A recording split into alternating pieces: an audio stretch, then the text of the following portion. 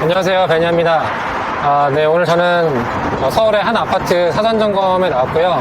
이곳은 구로 디지털역 앞에 있는 구로 협성 휴포레라는 곳인데요. 한 4, 5년 전쯤에 줍줍으로 모델하우스에 가서 남은 동호수를 물어본 후에 계약한 그런 아파트입니다. 보이시는 것처럼 저쪽에 구로 디지털 단지역이 있고 거기 도보로 한 5분이면 이용 가능하기 때문에 저는 굉장히 좋은 입지라고 생각했고, 앞으로 신안산선 급행 노선도 구로 디지털 단지역이 생기기 때문에 입지적으로 봤을 때 상당히 괜찮은 금액이라고 생각해서 지금 현재는 7억 정도에 제가 분양받았는데 한 시세는 15억 정도, 훨씬 더 많은 수익이 났습니다. 저와 함께 이제 들어가셔서 세대 내부와 또 공용 공간 보면서 또 자세한 이야기 나누도록 하겠습니다.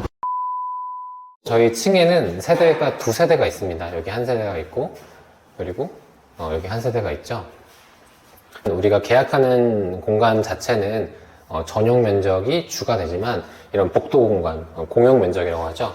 이런 면적들도 사실은 유모차나 자전거나 뭐 택배짐이나 이런 것도 쌓아두면은 금세 차거든요. 이왕이면 넓고 좀 넉넉하면 그런 공간도 하나의 나의 공간처럼 활용할 수 있다는 점도 팁이 될 수 있겠습니다. 자, 따라오시죠. 처음으로 보시는 공간은 이제 신발장입니다. 특별히 보실 부분은 문이 잘 닫히는지, 그리고 이렇게 보면은 댐퍼 내지 스무버라고 하죠. 이런 것들이 잘 적용이 되어 있는지, 없으면 이제 문이 쾅쾅 닫히니까 서랍이 잘 뻑뻑하지 않게 잘 열리고 닫히는지 이런 것도 위주로 보시면 됩니다. 팬트리 공간이거든요. 요즘에 캠핑이나 이런 것들도 많이 하다 보니까 짐을 둘 공간이 당연히 많이 필요해요. 예. 팬트리가 있으면 이왕이면 더 좋다. 예.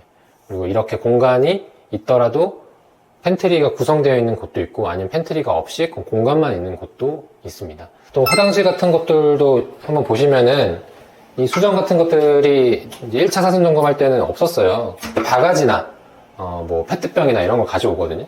여기다 물을 쫙 뿌려봅니다. 보시면 여긴 먼저 마르잖아요. 예. 그리고 이쪽은 이제 고여있고, 그러니까 이쪽은 배수가 잘 된다는 뜻이니까 구배가 잘 형성되어 있는지, 이제 만약에 물이 이쪽에 고여있다, 그럼 물이 빠지지가 않는다는 거니까 이건 하자 접수를 해야 되는 거죠. 이렇게 타일 같은 것들은 이제 도배나 바닥보다 좀 비싸니까 뭐 깨진 부분은 없는지, 뭐 실리콘이 좀 메꿔져 있지 않은 부분은 없는지 이런 것들을 보시고, 이런 것도 마찬가지로 잘 열리고 닫히는지.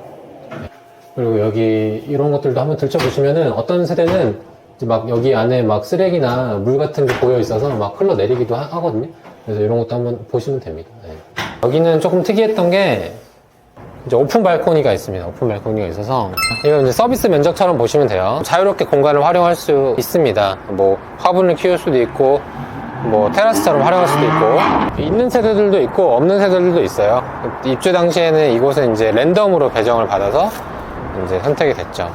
방금 같은 경우에는 좀 시끄러웠지만 샤시를 닫으면 조용하죠. 네. 문이 열리고 닫히는 게 불편하지 않는지, 네, 이렇게 한 3, 4번 정도 이렇게 해보시면 됩니다. 저는 이제 도배나 벽지 이런 것들은 살짝만 보고, 이 문 같은 경우에는 이 문이 열리죠. 네.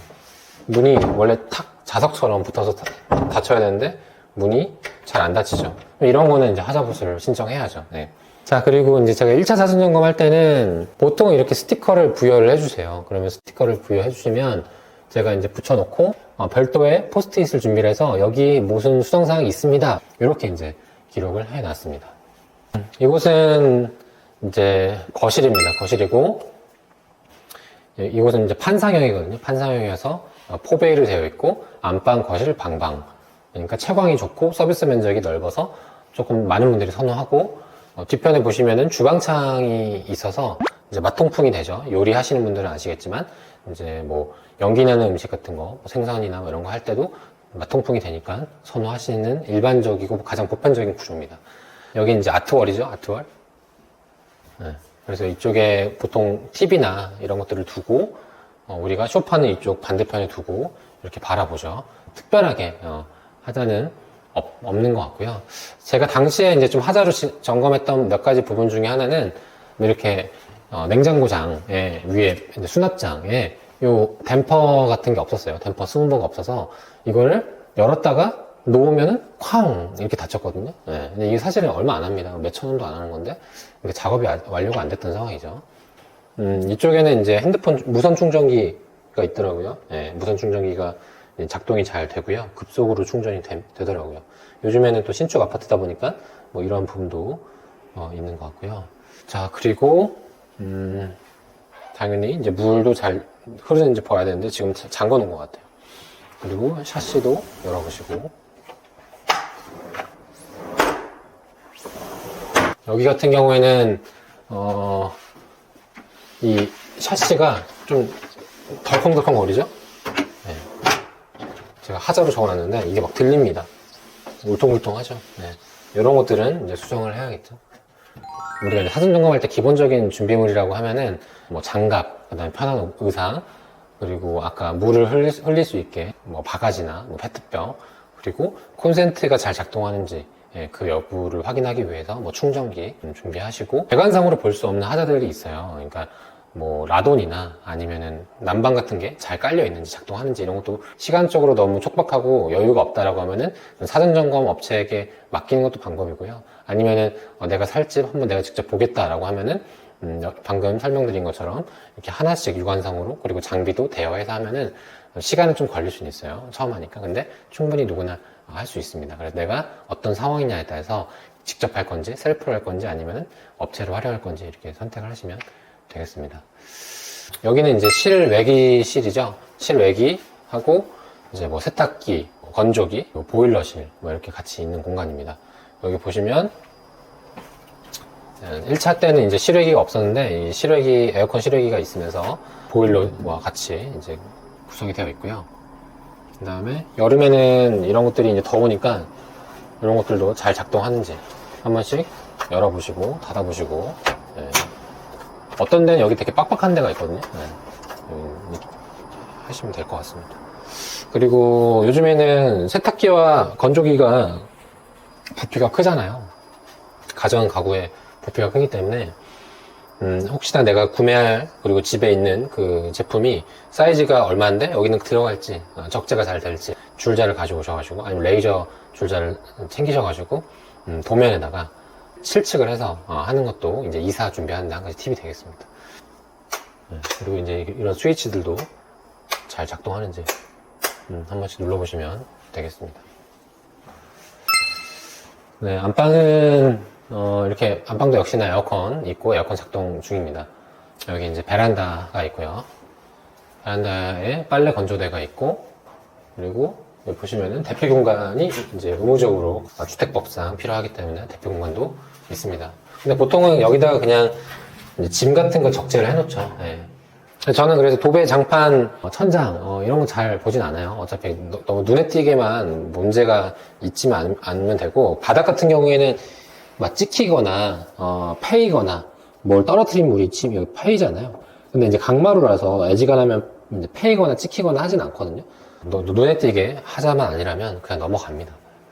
다음으로는 이제 안방 화장실이고요. 화장실 변기에 물도 잘 내려가는지, 물도 잘 흐르는지 이런 것들도 눌러보시고. 네. 안방 드레스룸입니다. 드레스룸이 좀 작죠? 네. 설치 품목들이 잘 되어 있는지 보시고, 전등들도 원래는 설치가 안 되어 있는데 다 설치가 됐네요.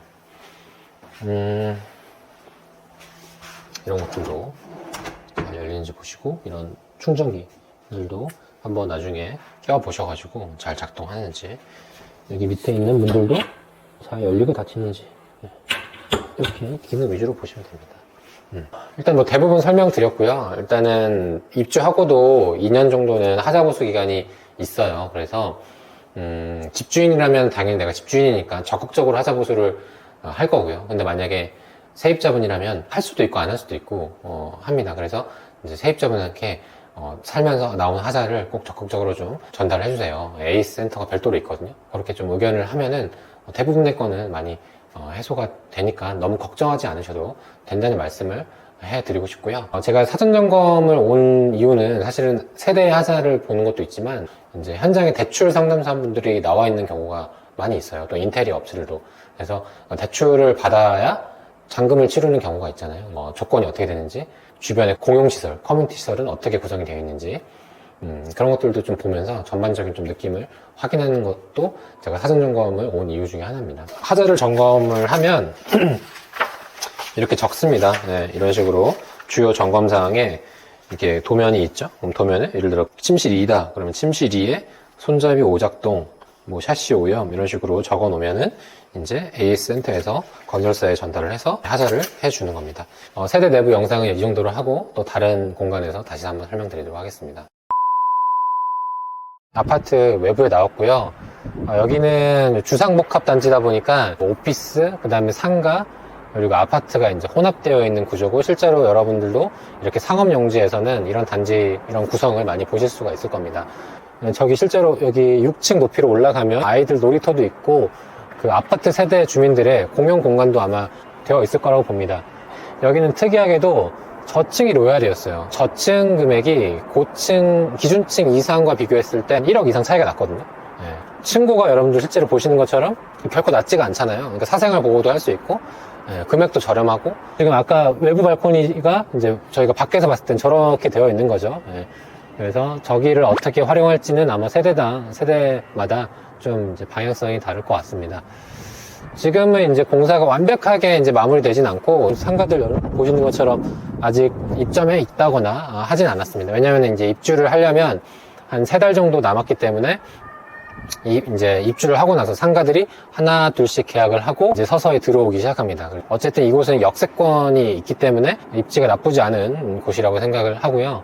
바로 옆에는 신라스테이도 있고 하니까 뭐 그런 수요도, 외부 수요도 있을 거라고 생각합니다. 영상 여기까지 해서 마치도록 하겠습니다.